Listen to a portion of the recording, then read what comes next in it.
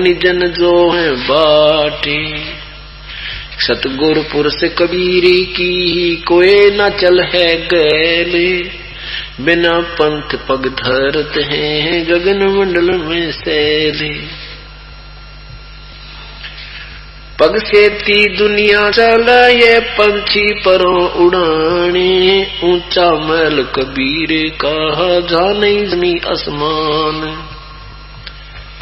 Give नीम मंडेरन महल के नहीं घाट नहीं बाटे।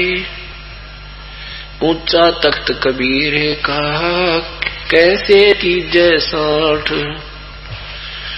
स्वर्ग शंख स्वर्ग पर शैल है शंख स्वर्ग पर धाम। ऐसा अचरज देखिया बिना नीम का गाँव में। बिना नीम के नगर में वो बसते पुरुष कबीर। शिव ब्रह्मादिक थकत हैं कोई न जा कोई न कौन धरे जांदीरी। लख लख योजन उड़त हैं ये सुर नर मुनि जन संत। ऊंचा धाम कबीर का कोई न पावे अंत। जावे सो पावे नहीं उल्ट पंथ की चाल। दिल ही अंदर दर्श है योजन शंख विशाल।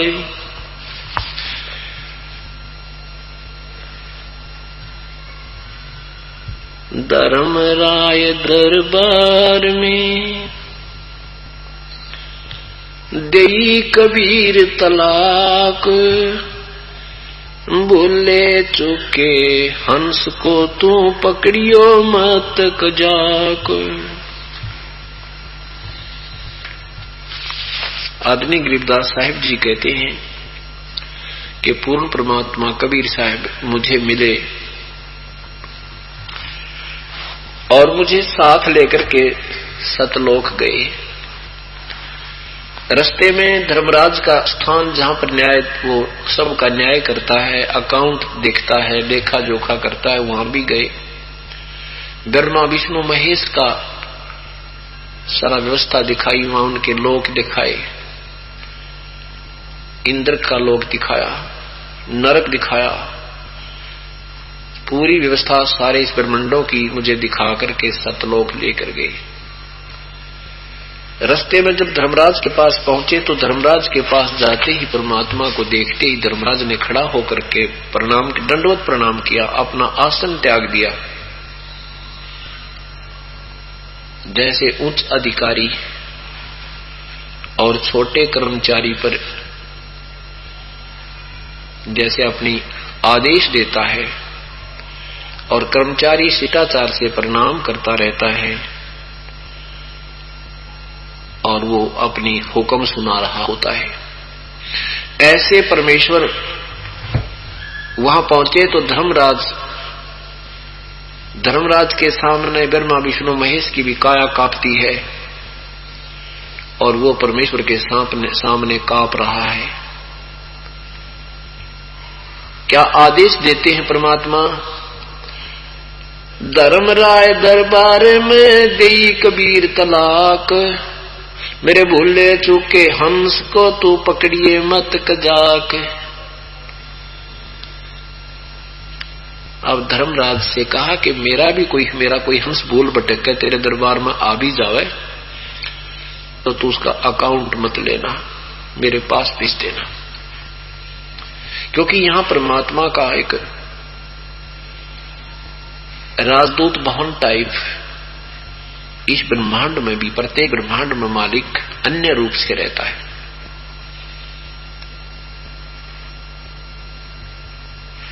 तो क्या बता रहे हैं कि कोई हंस मेरी भक्ति करने वाला किसी कारण से पथ से विचलित हो जावे, नाम छोड़ देता है और वो वहां चला जाता है, और उसको भी तो मत पकड़ना, मेरे पास भेज देना।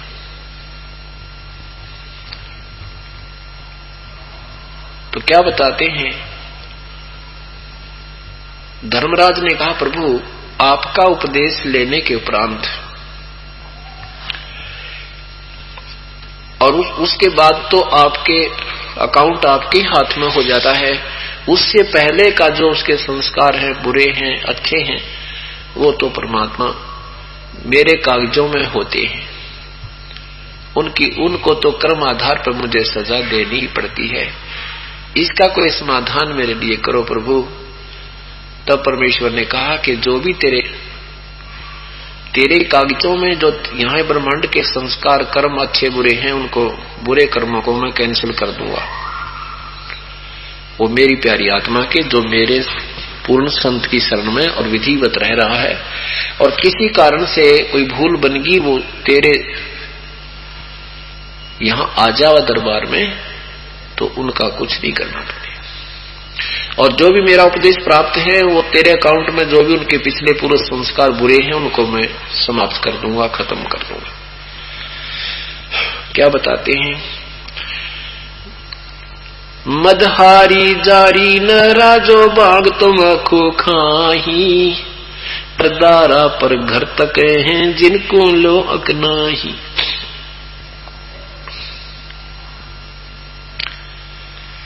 धर्मराय विनती करे सुनियो पुरुष कबीरी, वो तो मोहे पकड़ने पड़े और जड़नी पड़े जंजीरी।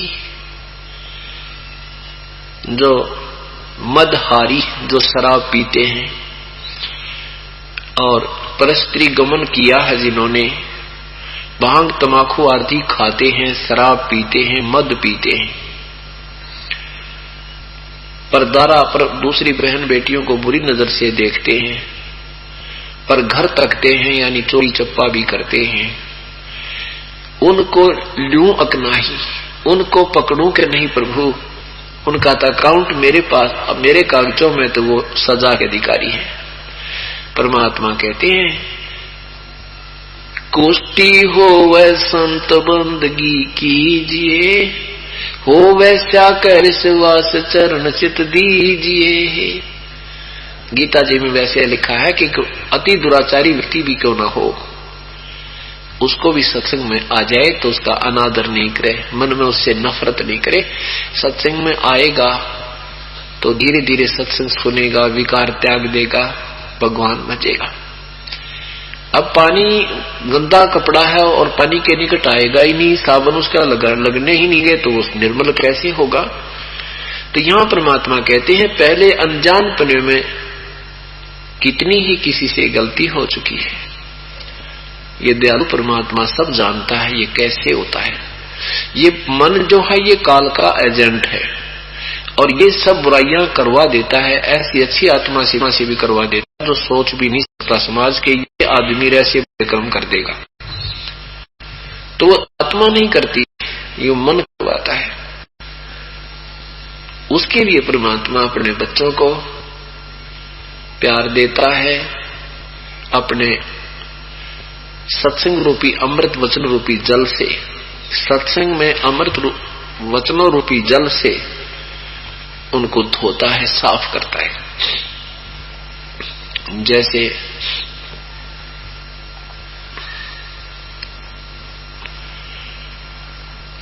बच्चा छोटा सा पालने में झूल रहा है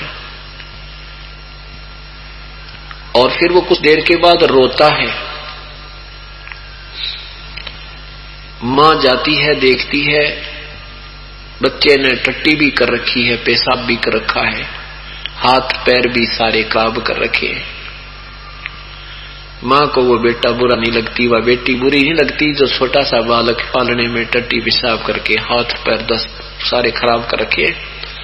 उसको वो बच्चा बुरा नहीं लगता माँ को, उसको पता होता है इसने बेरा कोई ना बालक है, अनजान है, इसके ये विवश है। तो उसको क्या करती है, धोती है, साफ करती है, रोता है तो साथ में लाड करती है, मत रो बेटी, मत रो बेटा, और फिर साफ करके पानी दे और फिर सीने से लगाती है, प्यार करती है और फिर दूध पिलाती है। ऐसे हम अनजानपने में जो भी बुराई कर चुके हैं, हम कति खराब हुए पड़े हैं, इस सत्संग रूपी जल में आने से हम साफ हो जाएंगे। ये परमात्मा साफ करेगा, अपना दूध पिलाने योग्य करेगा और हमारे सब गंदों को साफ करके निर्मल कर लेगा।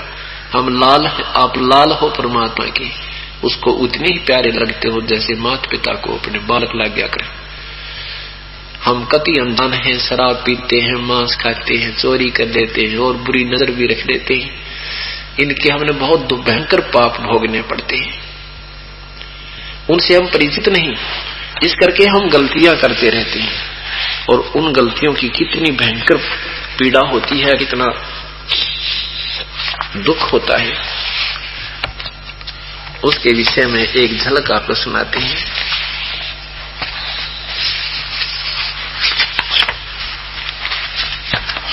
बीड़ी, शराब, मांस, तम्बाकू आदि जो हम पान करते हैं वो बहुत बुरी है और उससे हमें बहुत पाप होता है।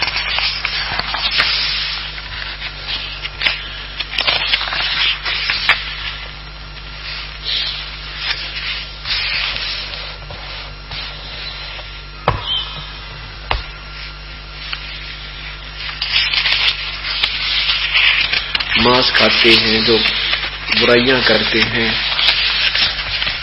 उनको बहुत पाप लगता है।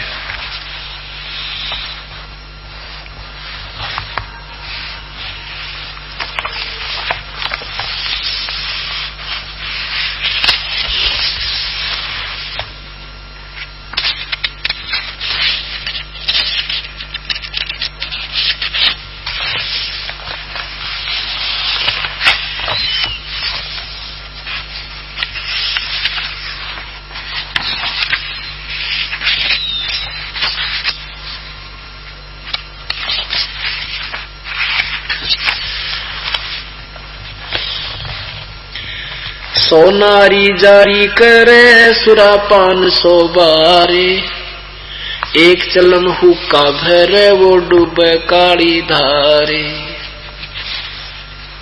पुण्यात्मा, अनजानपने में तम्बाकू हुक्का जो है एक इम्पोर्टेंट चीज बना ली, इम्पोर्टेंट आइटम बना लिया समाज ने कि भाई जिसके घर में हुक्का नहीं है वो घर किसा। ये आम कहावत हम सुना करते थे और उस आदमी को बहुत बुरा माना करते जो जाते ही हुक्का ना भर दे। मैं महान जाता था तो जाके पूछा करते थे घर वाले, भाई वहां गया था रिश्तेदारी में, तेरी कैसी सेवा की? तो बताता था बस जाते हुक्का भरा और चलम सीढ़ी नहीं होने दी मेरी। वाह भैया, बड़े अच्छे सेवक हैं वो तो, रिश्तेदार बहुत अच्छे। चलम ठंडी नहीं होने दी होकेगी, बहुत बढ़िया है। तो इसको बहुत अच्छा माना करते हैं। अरे वो तम्बाकू, वो हुक्का कितना दुश्मन है इस जीव का। काल ने वो काम पहला शुरू किया जो कति विनाश करवा दे इस जीव का, भक्ति नहीं कर, इसमें इतने पाप इकट्ठे हो जाए, धोए तो बिना दुए, ऐसा कर्म कराता है। अब देखो गांव गांव में ये दास सत्संग करने जाता था,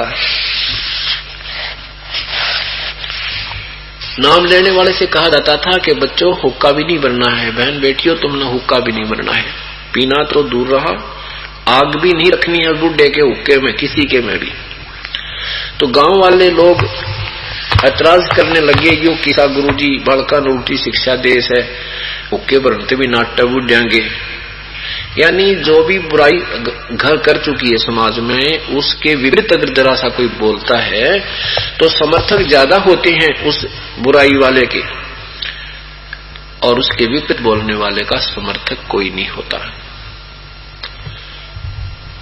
तो इस प्रकार उनको दुख होता था कि यू किसा गुरुजी बड़का नोटी शिक्षा देश है, ओके पर नतरी नाट्य है। एक बात बताओ, तम्बाकू बहुत, अगर तुम हुक्के को तम्बाकू को अच्छा मानते हो तो अपने छोटे छोटे पोतों को बेटों को पिला के दिखाओ हुक्का, ले बेटा पी थोड़ा सा। जैसे दूध पिलाते हैं, दादाजी दूध पी रहा है, पोता या पोती आ जाती है तो अपने मुंह मत निकाल कर दूध को छोड़ के न्यू कह दे, बेटी आजा बेटा थोड़ा सा पी ले, देख तेरी चोटी बड्डी होगी। और यानी 100 प्रकार से उसको भला फुसला के और दूध पियावेगा, उसको थोड़ा बहुत जरूर पिलाएगा। और हुक्का आप तो कहेगा ले रहे पोता हुक्का ला भर के बेटे हुक्का भर, और वो पोता घूट लगा देने का मारूंगा तेरा जो पिया है, बहुत बुरी चीज है, मत ना पीना इसको आज के बाद, पाप लग गएगा तुम्हें। कमाल की बात है। फिर ऐसा बढ़िया हुक्का है तो प्यान अपने पोते न बेटिया ने चोटी पकड़ पकड़ कर पिला इनको, अरे बेटा पी थोड़ा सा, बेटी आजा एक हुक्का पी ले। ये महा बुराई है, पता भी है उनको कि बुराई है, फिर एक रिवाज बन गई। जैसे हिंदू, पवित्र हिंदू समाज मांस खाने वालों को महापापी मानता था और मुसलमानों को इसलिए हे समझते थे, घृणा करते थे कि वो मांस खाते हैं, और बाकी बुराई तो सारे करें। मुसलमान शराब नहीं पीते थे, हिंदू शराब भी पीवे, ओकार भी पीवे, पर मांस नहीं खाते थे। पहले तो कुछ भी नहीं खाते पीते थे, पर बाद में ये बुराइयां घर कर गई थी, लेकिन मांस अभी तक नहीं खाया करते थे, और उनको इसलिए बुरा माना करते थे कि वो मांस खाते। वह आज हिंदू समाज भी पीछे नहीं रहा मांस खाने में, क्योंकि बुराई बहुत शीघ्र ग्रहण करती है, वो जल्दी फैल जाती है। तो क्या जिन कबीलों में मांस खाया जाता है और वहां कोई बटेऊ जाता है, मेहमान जाता है, उसके लिए स्पेशल बकरा काटा जाता है। अन्यों कहेंगे कलेजा कलेजा लाइए बटेऊ के लिए, मेहमान के लिए कलेजा निकाल के वो बनाना बढ़िया वाला। अब उस कबीले में, उस परिवार में सभी मांस खाते हैं, और नवजात शिशु बच्चे जब सियाने होते हैं, बड़े होते हैं, उनको पिता भी, दादा भी, दादी भी, माता भी, रिश्तेदार सब मांस खाते मिलते हैं। तो उस बच्चे को कोई बुरा नहीं लगता कि ये मांस खाना पाप है, उसको बुरा नहीं लगता है। और हमारे लिए जो यहाँ जो मांस नहीं खाते थे और उनको कोई नो कह दे ना इसने मांस खा लिया, उल्टी गिर जाती थी मांस का नाम लेने मात्र थे। तो वो इतना, इसी प्रकार हुक्का जो है इतना भयंकर पाप है, लेकिन ये बचपन से ही हमने पीते हुए नजर आए और एक विशेष इंपॉर्टेंट आइटम बना रखा था मेहमानी के लिए, तो किसी को बुरा नहीं लगता। ये कितना बुरा है अब देखना।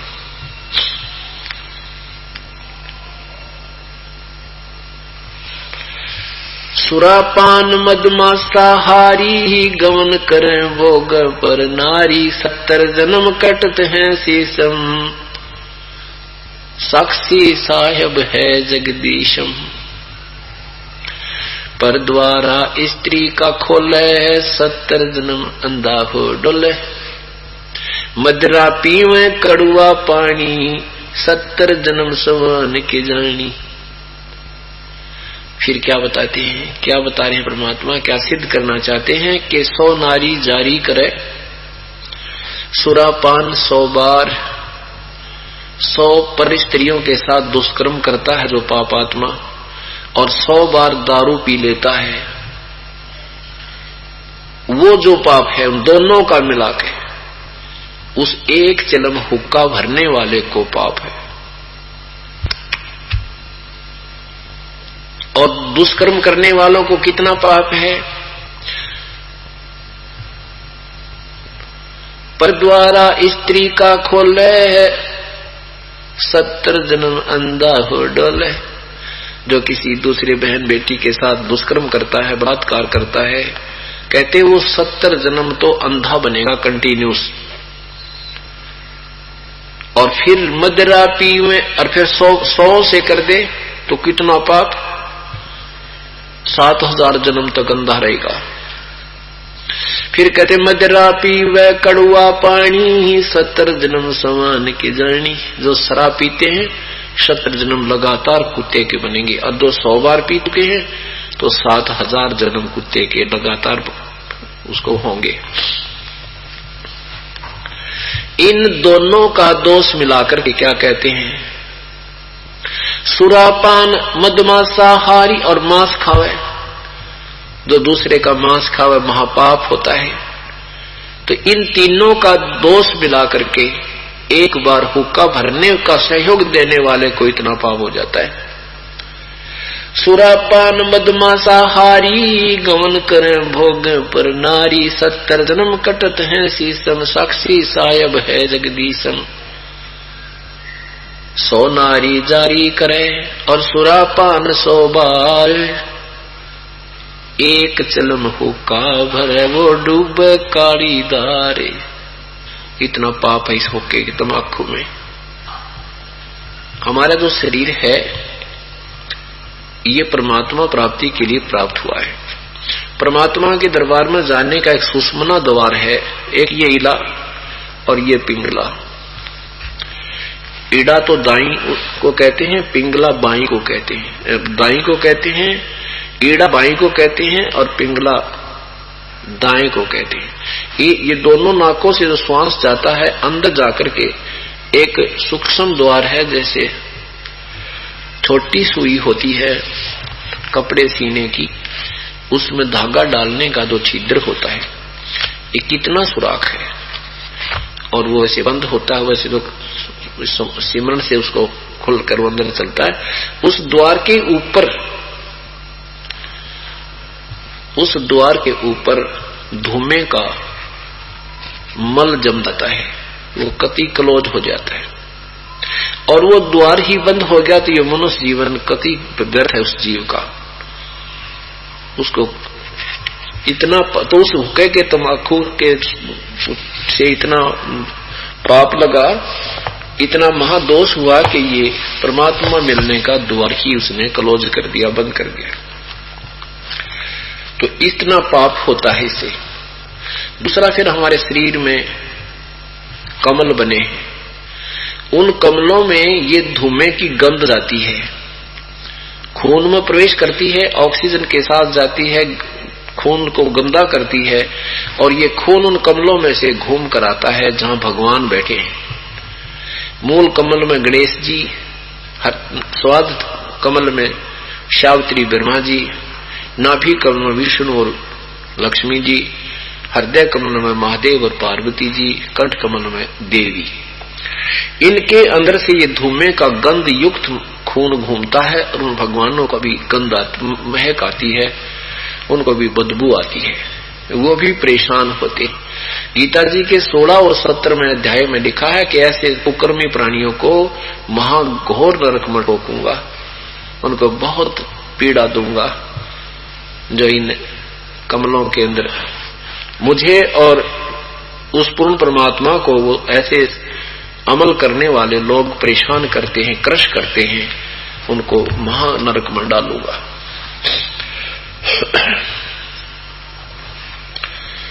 तो क्या बताते हैं,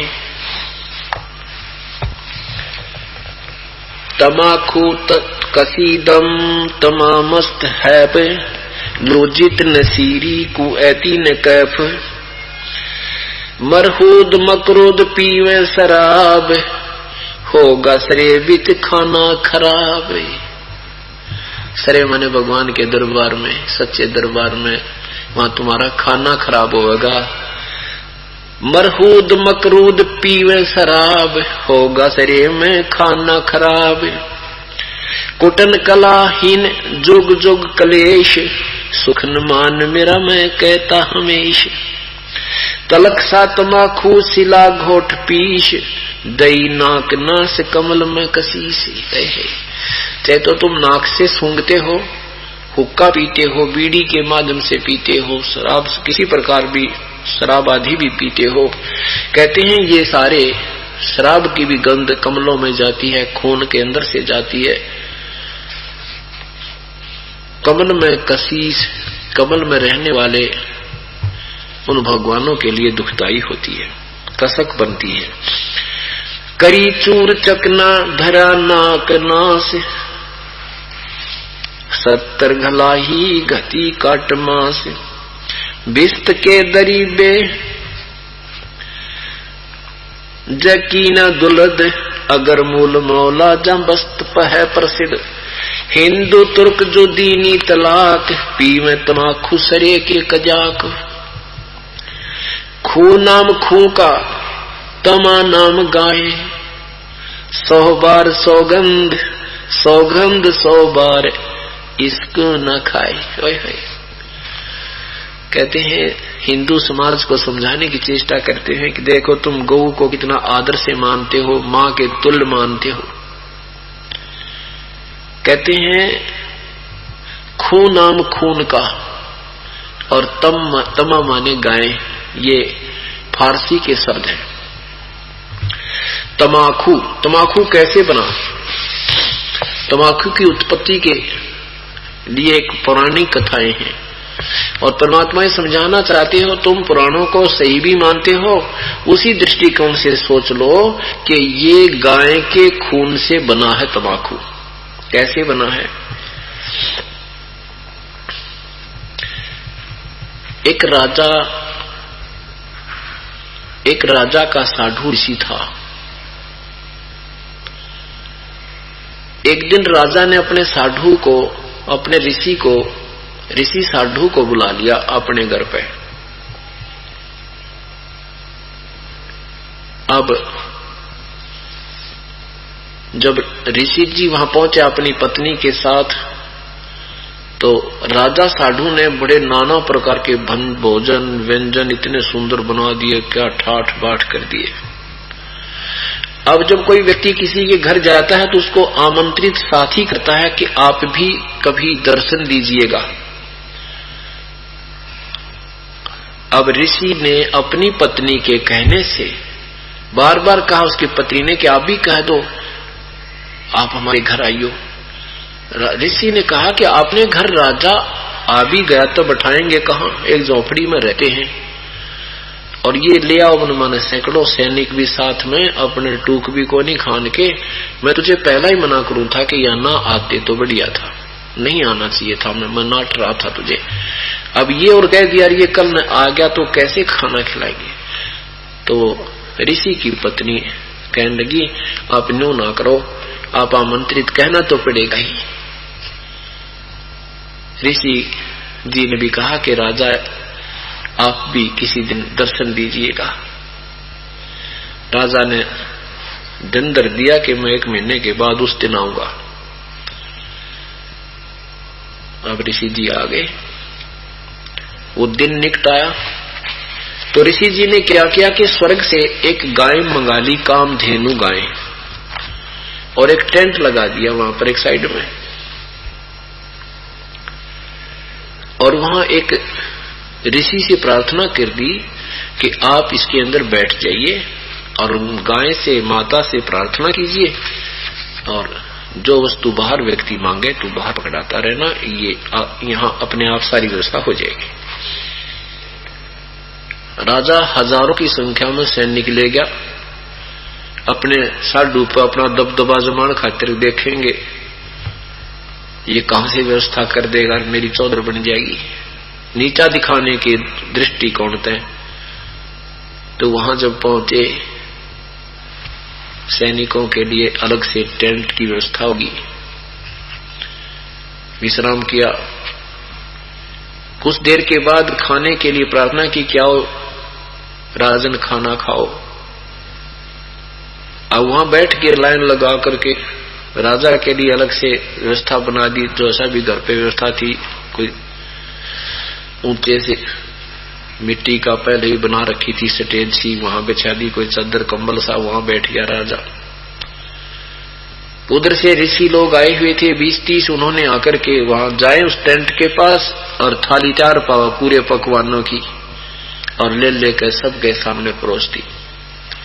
सब खाना खा रहे हैं। राजा यूं सोच रहा है, ऋषि एक गरीब सा आदमी ऐसा खाना कहां से ला रहा है।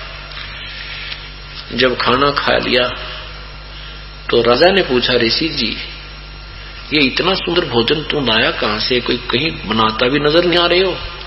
तब ऋषि जी ने बताया कि हमारा धन भगवान के पास डिपॉजिट होता है और प्रभु से मैंने अर्ज की थी, वहां स्वर्ग के राजा से मैंने अर्ज की थी कि मेरी जो भक्ति कमाई में से और ये गाय कामधेनु को भेज दो। तो राजा ने मैंने 1 दिन के लिए उधारी मांग रखी है। तो दिखाना चाहा कि राजा को दिखाते हैं अपना साधु है, जाके दिखा देखो ये कामधेनु है और इसे जो भी मांगते हैं वही प्रदान कर देती है। उसी से ने कहा कि राजा उस ऋषि ने करके दिखाई एक रिहर्सल कि हे माता एक थाल और दीजिए। उसी से में कहते हैं थाल ने उठ कर आया ऋषि के हाथ में।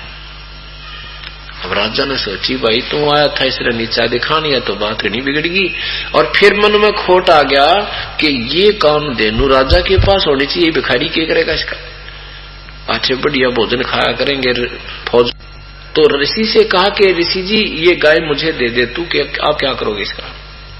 ऋषि जी ने कहा कि देखो राजन ये मैंने उधारी मांग रखी है, ऊपर स्वर्ग के लोग थे, ये मैं आपको नहीं दे सकता। राजा ना के सैनिकों से कहा कि इस गाय को खोलो और चलो चलते हैं। तब ऋषि ने देखा कि तो बात बिगड़ गई। जब तभी तो कहते हैं ना साडू की रिश्तेदारी। तो कहा ऋषि ने कहा कि हे माता मैं विवश हूं, आपका अनादर करा दिया मैंने, आप सब लोग चली जाओ। उस टेंट के अंदर से गाय निकलकर ऊपर को चल पड़ी। राजा ने उस गाय को रोकने के लिए तीर मारा पैर में कि कंडम होकर गिर जाएगी, चलो लंगड़ी लूली पड़ी रहेगी, माल तक खूब खवाया करेगी। लेकिन वो चली गई, उसका खून बहुत बह गया। जहां जहां भी कहते हैं वो खून गिरा गाय का, उससे तमाकू उत्पन्न हुआ। तमाकू के पत्तों पर देखना गाय के रोंग होते हैं, गाय के बाल, ऐसे उसके ऊपर के वो बाल आते हैं। तो यहाँ परमात्मा गरीबदास साहिब जी कहते हैं खू नाम खू का तमा नाम गाय, सौगंध 100 बार इसको न खाए। ये तमाकू जो पी लिया खा लिया तुमने, गाय का खून खा लिया पी लिया। भाई ऐसे उनको बताने के लिए कि तुम गाय को इतना प्रिय मानते हो तो इसको छूना भी नहीं है। खू नाम खून का, तमाकू, तमाकू गाय का खून, ये नाम है इसका। तमा नाम खून का, तमा नाम गाय, सौगंध 100 बार इसको न खाए। 100 बार सौगंध है, इस तमाकू को पियो न खाओ।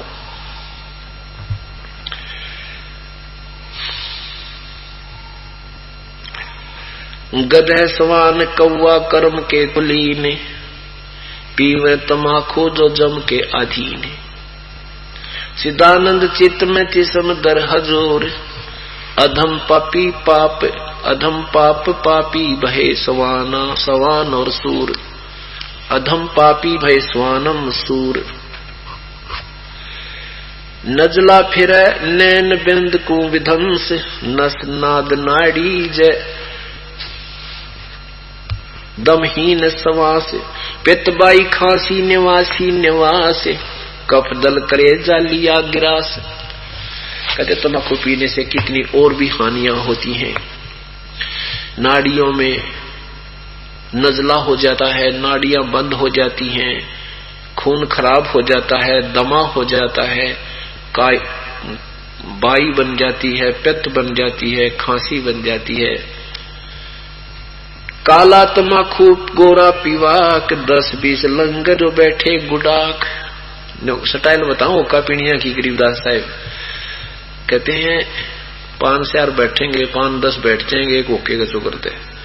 एक तो नजदीक सी बैठेगा, एक दूर सी बैठेगा, नुका करिए का नहीं उड़े न उड़त नोखर। तो क्या बताते हैं बाजे काला तमाकू गोरा पीवाक, 10-20 लंगर जो बैठे गुटाक। बाजे ने और गुड़ अरहु के हजूम, कोरे को भद्दी बीसाहन सोम। बैठ के बतलाओगे भाई उनका आज न्यू हो गया, होका पीवेंगे जो हो उनका भाई नाश हो लिया, उनका तो उनका ऐसी है, उसकी लड़का ऐसा है, उसका फलाना न्यू है, उनका था यानी किरा किकी के बतलाया करे। बंकी पगड़ी और बंकी ने, डिबी डबोए पर डूबे हैं के। गुटाकड़ अटाकड़ मटाकड़ लहूर, एक बैठे अड़के एक बैठेंगे थोड़ी सी दूर। ये पीने वालों का स्टाइल बताओ, का पीने का क्यों कर बैठा कर। गुटाकड़ अटाकड़ मटाकड़ लहूर, एक बैठे अड़के एक बैठेगा दूर। शब्द मान मेरा मैं कहता हूं तो ही, यही मूल मंत्र तमाकू न बोई। यही एक इस बीमारी से पीछा छुटवाने का एक मूल मंत्र है कि तमाकू न बोइयो मत न। एक गांव में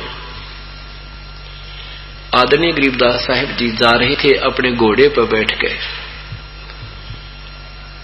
और वहां एक तमाकू बो रखा था किसी जमीन में।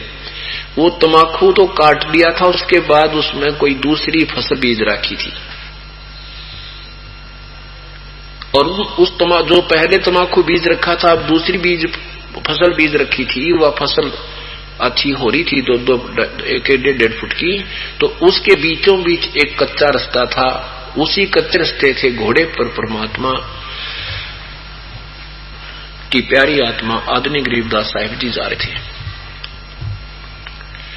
ज्यों ही वो उनका घोड़ा और उस पहले तमाकू बीजे हुए उस खेत के डोल पर पहुंचा, वहां से एकदम 20 कदम तो बैक भाग्या और फिर रास्ता छोड़कर दूसरी फसलों को तोड़ता हुआ और न्यू चल पड़ा। अब वहां रखवाले थे खेतों में, फसलों के रखवाले थे। उन्होंने सोचा ये घोड़े वाले में तो गणिया मरोड़ हो रही है, यो तो भाई सीधा नहीं चलता, हमारी फसल तोड़वा दी। तो सभी वो किसान लठ ले लेकर घोड़ा घेर लिया, आगे थे गरीबदास साहिब जी को घेर लिया और नो लठ ठा दिए। अब गरीबदास जी ने घोड़ा रोक दिया और उनको 20-30 ने चारों तरफ से घेर लिया। नो करडी नो बोला तेरा दिमाग खराब हो गया, तुम घोड़ा के ले रहा है, बस हमने सीधा भी नहीं चलता, ऐसे ऐसे करके। और नो लठ मारन के लिए कति 5 फुट की दूरी पर रह गए, लाल आंख कर रहे। परमात्मा ने एक वैन्यू कर दिया, वो सारे के सारे न्यो पड़े जा गदा का उठा। और ऐसी स्थिति होगी जैसे गोड्डे टूट गए हो और पड़े पड़े देखो न उठा ना जा। तो वो जान गए कि ये आम आदमी तो कोई ना भाई, ये तो कोई देवता है, कोई कुछ अंदर जब आदमी हार जाता है ना, फिर सोचा उसके बारे में के सांग से। तो परमात्मा ने कहा भाई क्यों मुझे क्यों मारो थे भाई, के दोष है मेरा, नो तो बता दो। वो कहने लगे जी हमने बोलने जोगे तो कर दो एक बार कि मैं सांस आ जा डलते हैं फिर बताओ। तो परमात्मा ने कहा तो वह हौसला सा हो गया और लाठी घेर कर हाथ जोड़ कर खड़े हो गए, लाठी डाल दी, हाथ जोड़ कर खड़े हो गए। अब क्या कहते हैं जी हम गरीब आदमी हैं और आपके घोड़े ने ये फसल तोड़ दी, हमने दुख आया इसलिए आपको कूटने के लिए आ गए। गरीबदास साहब जी बोले भाई राह चलते व्यक्ति के साथ पहली बार तो इतना बदसलूक करना नहीं चाहिए, पर मुझे क्या शौक था तुम्हारे ये फसल तोड़ने का, कम से कम मेरे से ये तो पूछते भाई नो कैसे तेरा घोड़ा इधर क्यों जा रहा है। घोड़ा था डर गया किसी वस्तु से और मेरी व्यवस्था थी, मैं मजबूर था, तो मेरे से पूछना चाहिए था तुमने। फिर तो खड़े खड़े नतमस्तक हो रहे हैं। गरीबदास जी बोले मुझे ये तो पूछना चाहिए था ये घोड़ा क्यों डर गया, ये ऐसा क्यों भाग गया इधर को। तो उन्होंने पूछा जी क्या कारण था, अब बता दो कि तुमने इस जमीन में इस फसल से पहले क्या बीज रखा था। वो कहने लगे जी तमाकू बो रखा था। तो गरीबदास जी कहने लगे मेरा घोड़ा जो है इसलिए इसे डर के फड़क गया कि इसमें इतना गंदी चीज बो रखी थी तुमने, इतनी बूंदी बदबू अभी तक भी इस पशु को इसकी जो है ना श्वास को तंग कर रही थी, और तुम इन्हों क्या न पियो, तमाकू पीते हो, आज के बाद तमाकू नहीं पियोगे और नहीं तो तुम्हारे जो है फसल सारी नष्ट हो जाएगी। अब गरीब आदमी थे, डर गए सारे। अगर जब इतना सख्ती वाला व्यक्ति है तो इन जबान कह दी तो बात बिगड़ेगी। देखो जब मेरा घोड़ा भी पशु भी इतनी नफरत करता है तुम इसको पीते हो, आज के बाद ये गांव में पूरे गांव में कोई तम्बाकू प्रयोग नहीं करेगा। अब देखो उनकी भले में कहा परमात्मा ने, बुराई छूट जाएगी इनकी इस बहाने। तो वो कहने लगे कि भगवान ये तो ऐसा है वैसा है, और गांव का काम है और उसके बिना तो सरह नहीं, रिश्तेदारी भी आते हैं। परमात्मा बोला नहीं, कोई रिश्तेदारी नहीं, इसमें हुक्का नहीं पियोगे तुम आज के बाद, तुम्हें बस इतनी ही ये वरदान देता हूं। तब तो बोले जी अच्छा जैसे आप कहोगे ऐसे कर लेंगे। अपना पता बता दिया कि मैं उस गांव से आया हूं, ये मेरा नाम है। गरीबदास चले गए। अब उन्होंने देखा, उन्होंने सोचा भाई कोई बात नहीं, ओके बिना केसरा भर लो हुक्का चलो। उनके जाते ही जाकर देखा तो उनके जो हुक्टी वहां रखी थी ना खेतों में ओके, वो सारे टूटे पड़े। उन्होंने देखा हमारा हुक्का टूट गया, दूसरा का हमारा भी टूटा पड़ा है, तीसरा का हमारा भी टूट गया, कति चूरा हुआ पड़ा। गांव में आए थे, सारे गांव के हुक्के टूट गए, कति सारे टूटे पड़े। तो वो कहने लगे भाई यू केस अड़ा हो गया, हुक्के सारे टूट गए। तब गांव वालों खेतों वालों ने आके बताई भाई आड़त ऐसे ऐसे बात हुई थी, एक बड़े महान आत्मा थे और वो आदेश देकर गए हैं कि आपके गांव में हुक्का मत पियो, नहीं तो हानि उठा लोगे। गांव वाला ने गांव में पहले बाबा बुब्बा रहा करते, उनसे पूछा, बोला लाओ हुक्का, कोई जादू तंत्र नहीं होगा, मैं कर दूंगा ठीक। अब ले आए हुक्का, हुक्के ले आए थे, किसी की भैंस मर गई, किसी का बालक, किसी का कुछ हो गया, किसी का कुछ हो गया, हाहाकार मच गई। तब सारे गांव में कान पकड़ दिया, आज के बाद हम हुक्का ना पीवांगे ना प्यावांगे। आज भी उस गांव के अंदर तंबाकू प्रयोग नहीं होता, हुक्का नहीं पीते वो लोग, ना किसी रिश्तेदार को पिलाते। अब तो बताते हैं वहां को थोड़ा बहुत चौपाट में दूसरे गांव वाले तो रखवाले हैं, रिश्तेदार आवा तो उसने लाठी में टांग का पकड़ान लाग गए। इतनी गिरावट आ गई है, पहले उस गांव में हुक्का नहीं पीते थे।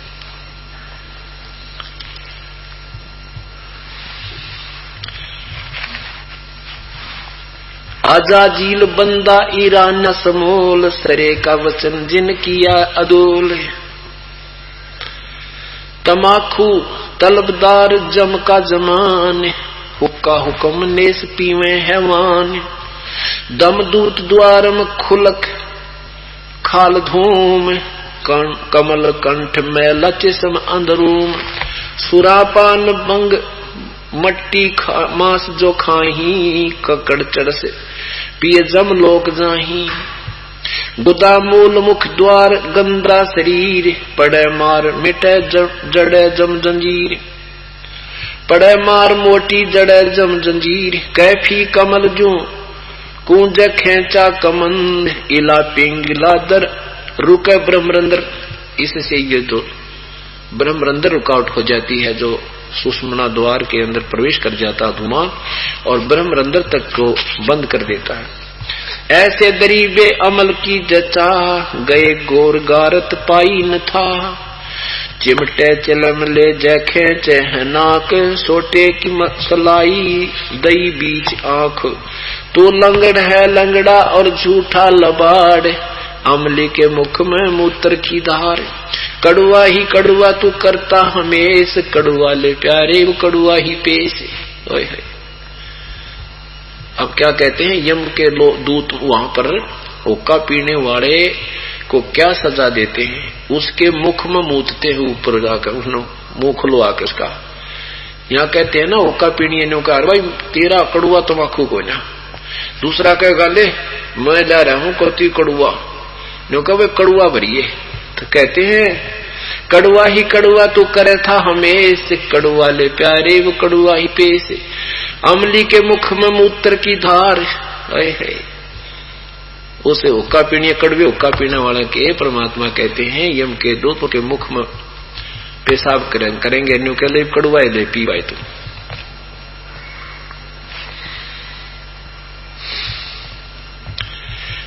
बाड़ू की रेत की ज होते पलाव, खाते ज अमली जम दे गिलाव। रुधिर की नदियां हैं काली कुलीन, डूबे हैं अमली जो दरिया मदमीन। जाते रसातल को सातल के माही, असंख जग जन्म नहीं छूटत नाही। तमाकू तर्क गर्क कर क्रोध, ममता मनी मार सुन सार बोध। कामियो क्रोधी तो लोग भी लबूट, बचन मान मेरा जम जधु मान घूट। मूर्ख भयानक अचानक अचूक, दर हैं सूत्र देखाते हैं रूख। पामर परम धाम जाते न कोई, झूठे अमल पर दी जान खोई। कई कहते हैं ना भाई हुक्का पीने तक क्या फर्क पड़ा है, भगवान के भजन में बीड़ी पीने में कोई दिक्कत नहीं आती। कुछ ऐसे पंथ हैं, राधा स्वामी, धन धन सतगुरु, और ये कबीर पंथी, और ये बालयोगेश्वर वाले जी, बालयोगेश्वर जी वाले, सतपाल वाले, ये सारे हुक्का पीने में कोई बुरा नहीं मानते। इनको बीड़ी बाड़ी का कोई फर्क नहीं पड़ता। एक बहन नाम दीवान जाई अपनी बाण में, और वो पहले किसी और से नाम ले रखा था, बिरान माटी हो रही थी। वह बहन जाई, उसने समझा समझू गए कि आप हमारे गुरु जी से नाम ले लो। फिर मैंने उससे कहा माँ बे कहाँ से नाम ले रखा था तेने? उसने बता दिया ऐसे ऐसे धन धन सतगुरु थे। वो बोला तो बीड़ी पीती है? बोला जी पहले ना पिया करती, नाम ले पाछे पीण लागी। अरे तेरा गजब हो, वहां नाम लेने से के बाद पीन लागी, मैं पहले ना पिया करती। मैं तेरा बोला और नकमी, नाम लिए पीछे तो छोड़ते हैं बुराई को, तूने का बाद में पीन लगी। नहीं बोले जी वहां तो सारी पीवे, बहन बेटियां सारे भाई भी, और मैं ना पिया करती। दूसरी ने बोली लो पी लेना, प्रसाद सहित है। तेरा गजब हो। तो इन कुकुर समझावे अनजानों को। तो कहते हैं झूठे अमल पर दी जान खोई। ये झूठे अमल पर बीड़ी ना छूटी, भक्ति बनी नहीं, नाम जुड़ा नहीं, गधा बन गया। और वह छुट्टी को तेरे पे बुराई छोड़ देनी चाहिए। एक बार हम गुराना पाठ करने लग रहे, गुराना के खेतों में, हमारे सेवक है वहां पर, गुराना उसमें हिसार में पड़ता है, आंसी तहसील में। तो वहां खेतों में हम पाठ कर रहे थे, शाम ने सत्संग करा करते, दिन में वैसे ही बैठे थे। 10-11 बजे, गर्म सर्दियों के दिन थे, धूप सीमन के, बड़ा आंगन सा था, एन रोड का ऊपर अकेले से मकान है वहां पर। तो एक रास्ता चलता आ गया, मोटरसाइकिल ले रहा, मोटरसाइकिल रोक ली, पूछा भाई वहां बाहर 2-4 बैठे थे, वक्त के हो रहा है भाई, सत्संग होया करा, गुरु जी आ रहे हैं और पाठ चल रहा है। वो भी आ गया अंदर, बैठ गया, उसने बातचीत करी। ने बोला जी मैं भी नाम ले रखा मैंने। कहां से? बोला गुवानत है। मैं कहा अच्छा भाई किसने? बोला भरथू साथ है। वो बोला मन मुझे पता था। मैं वो तो हुक्का भी पीवे, हुक्का पीते हैं वो तो। बोला हुक्के की बात करो, हम शराब भी पीवे। वहां तेरा बढ़िया काम है वहां भाई, तुम कमाल के आदमी भाई। और कर गया हम आपसे नाम ले तो ये सब छोड़ने पड़ेंगे? वहां भी बिल्कुल छोड़नी पड़ेगी। बोला हम तो 7 दिन भी ना ले। मगर ना ले, फिर मैंने कब तेरे से कहा है? हमारा नाम लोगे तो ये छोड़ना पड़ेगा। बोला क्या फर्क पड़ता है इस शराब से? मैं बोला भी भगवान का जब आदेश नहीं है, इससे हानि बहुत होती है, तो ये परमात्मा नाराज हो जाता है। ने बोला जब गुड़ की भाप तो भगवान रूसेगा, 360 पर रूसो। रहता गजब, गुड़ की भाप से जब भगवान रूसता है तो रूठन दे, और उठ कर चल फिरा। बोला शराब छोड़ने की चीज है। तो गुड़ की भाप मतलब गुड़ से जो डिस्टिल करके वो बनाई जाती है शराब। बोला उसमें क्या दोष है, वो तो एक पवित्र हो जाती है। अब बताओ इन मूर्खा ने क्यों कर समझावे? हे भगवान, यानी जिसने बुराई नहीं त्यागनी उसके कोई ना कोई तरीका ढूंढ लेता है बकवाद करने का, अपनी उसकी वकालत करने का। लेकिन ये यहीं चलेगी, वहां नहीं चल सकती। अब कोई भगवान देश का संविधान है, उसकी कोई धारा का उल्लंघन करता है तो वो कर रहा है जब तभी तब वो प्रसन्न है। लेकिन जिस दिन वो इस कानून के शिकंजे में कसा जाएगा ना, जब पता लगेगा, फिर तो रोएगा मैंने गलती कर दी। तो क्या बताते हैं,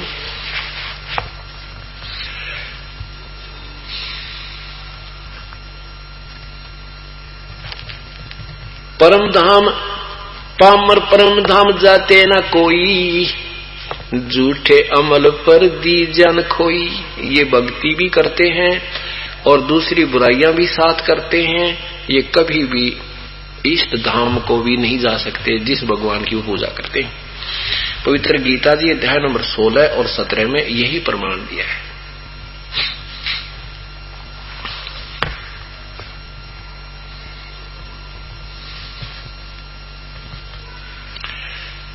कर्रे प्राणी अंधेरी अंदर अंधेरी न जिस्म चिराग, पीव तमाकू उनके फूटे बाग। कर्रे प्राणी प्रीतम प्रीत, साहिब निरालम अकल पद अतीत। सकल सिद्ध चरणों से बरनो बियान, बरसो सुख सागर धरो निज ध्यान। आली मवाली संभालो सिताब, बिना नाम अमली झूठी किताब। अमली अमल के अमल मक के बीच लेट, सूर गौ छाड़ो करो शीस बैठ। दुनिया दीवानी हिवानी हर रोज, अमल आद छाड़ा सुरापान गोज। अलह सीन साबिद दिल दीन सवाफ, मुर्गी न मारो सुनो शब्द साख। कि कहते हैं ये शराबादी मत पियो, मांस मत खाओ, और इन बुराइयों को छोड़ने के लिए संतों की वाणी सुनो, उनकी साखी सुनो। मक्का मने में मदीना मसीत, कुफर दूर कर सो छोड़ो अनीत। गऊ का गला काट खाते जो दूध, दो दिन ममड़ी पियो क्यों न दूध। कहते हैं गां का तुम मांस खाते हो, ये तो दोनों धर्मों की माता है, दोनों को दूध देती है, ना हिंदू को मना करती ना मुसलमान को। तो तुम क्यों ना इसका दूध पियो, मांस खा के इसको खत्म कर देते हो। 8-9 साल तुम्हें दूध पियावे और फिर इसके बच्चे, इसकी बच्चियां फिर आगे गऊ बने, कोई बैल बने, और इसका मांस मत खाओ भाई। सदुपयोग करो इस पवित्र प्राणी का। गऊ का गला काट खाते जमास, काजी निवाजी चले हैं निराश। मुल्ला मुर्ग मार देते जुबंग, उलट खाल काढ़ी सो बकरी बिनंग। क्योंकि ऐसा जुल्म कर तुम बकरी की खाल तार के और मार देते हो, काटते हो, खाते हो, और फिर भगवान से तुम आंख भी मिलाते हो, उसकी अर्ज भी करते हो, महापाप है। लोटे पंच वक्त तजा है जो नाज, कादर कली जोरत की नाज। मुर्गी अंड फोड़ करते निवाज, और लोटे पंच वक्तम तजा है जनाज। कहते हैं तो नाज भी नहीं खाओ 1 महीने तक, सुबह से लेकर शाम तक कभी भूखे रहेंगे, और शाम ने मुर्गी मार के खा ली, और फिर नमाज भी करते हो। तुम नमाज करने जीवी क्यों कर दिया है? जीवन साकर का मांस खाकर तुम्हें भगवान का नाम लेने का भी दिल कैसे करता है? तुम तो रीस कर रहे हो, भगवान भक्ति नहीं कर रहे, एक नाटक कर रहे हो।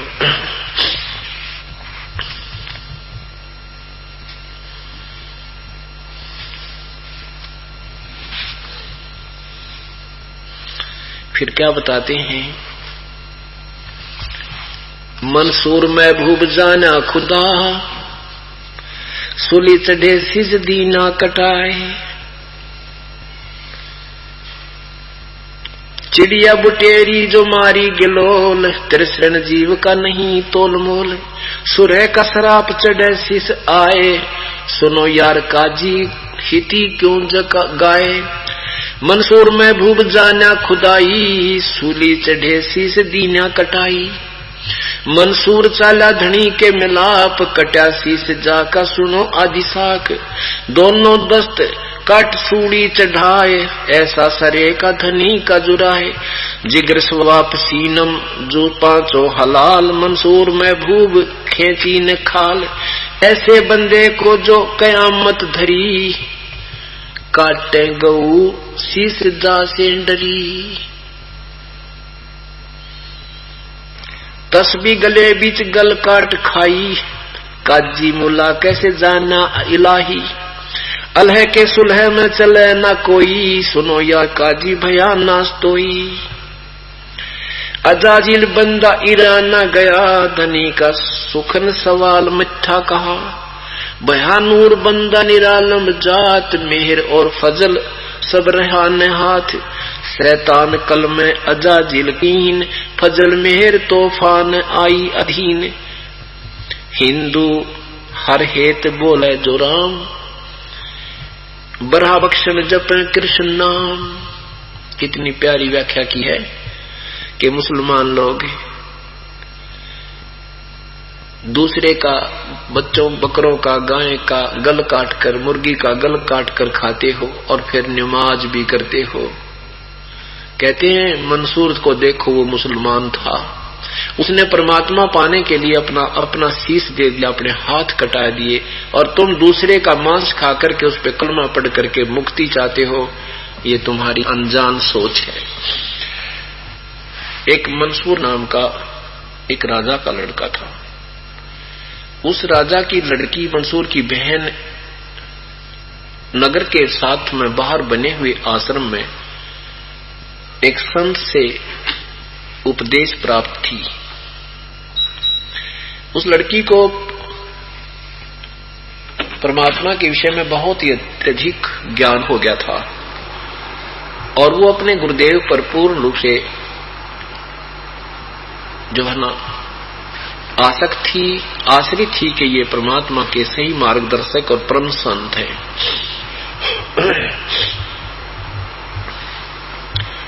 लड़की शाम के समय आश्रम में जाती थी और वहां गुरुदेव की सेवा करके आती थी, खाना बना के आती थी। कुछ दिनों के बाद क्या हुआ कि मंसूर को किसी ने कह दिया कि आपकी बहन का चलन ठीक नहीं है। पहले समय में कोई भी ऐसी दुर्भावना नहीं रखा करते थे, नेक आत्माएं होती थी, संतों पर अविश्वास नहीं था। लेकिन एक दो व्यक्ति ने ऐसा कहा तो मंसूर के मन में कुछ खोट आया। एक दिन अपनी बहन के पीछे पीछे रात्रि शाम के समय थोड़ी सी दूरी पर रहा और जब वो आश्रम में प्रवेश कर चुकी तो बाहर एक दीवार में बने हुए सुराख से देखने लगा गतिविधि। लड़की ने गुरुदेव का खाना बनाया, खाना महापुरुष ने खाया। खाना खाकर के बाद फिर हाथ धो करके बाद में दोनों ने, पहले गुरुदेव ने ऐसा आरती की, अपना जो नमाज जो प्रभु की आरती की, उसके बाद ऐसे हाथ किया। आसमान से एक प्याला आया, आधा गुरुदेव ने पिया, आधा कहा बेटी आप पी लो। अब लड़की की उस अमृतपान करने से दिव्य दृष्टि खुल गई। थोड़ा सा जब शेष बच गया तो उसने देखा कि उसका भाई बाहर सुराख से देख रहा है, उसके मन में मैल है। लड़की ने कहा गुरुदेव एक कुत्ता खड़ा है बाहर, आप कहो तो थोड़ी सी छींट उसको भी लगा दूं, सद्बुद्धि आ जाए। कर दे बेटा, जिसका उद्धार हो सके उतना ही थोड़ा। अब वो सोच रहा था कि तू देख नहीं रहा किसी को, वो ऐसे ही देख रहा था। लड़की ने थोड़ा सा साइड से जाकर के और उसके जब देख रहा था, उसके अंदर से वो ऐसे अमृत का वो प्याला शेष जो बचा हुआ था जूठा, वो ऐसे मार दिया और वो मंसूर के मुंह पर लग गया, जीभ पे लग गया। जीभ पे लगते ही उसका सारा शरीर का जो अंतःकरण में मलिनता थी और साथ में गतिविधि देख रहा था कि वो तो सचमुच एक बेटी और पिता के तुल्य यहाँ पर रह रहे थे। इतना होते ही वो एकदम रोने लग गया बुरी तरह और रोता हुआ आश्रम में प्रवेश कर गया और कहा परमेश्वर क्या मुझ जैसे पापी का भी उद्धार हो सकता है? गुरुदेव ने कहा बेटा ये संसार ऐसा ही है, ये अच्छे को अच्छा नहीं रहने देता और परमात्मा पाने के लिए किसी की नहीं सुना करते। लोक लाज ना कीजियो निर्भय हो रहिए, जो मन चावे राम को तो दासातन करिए।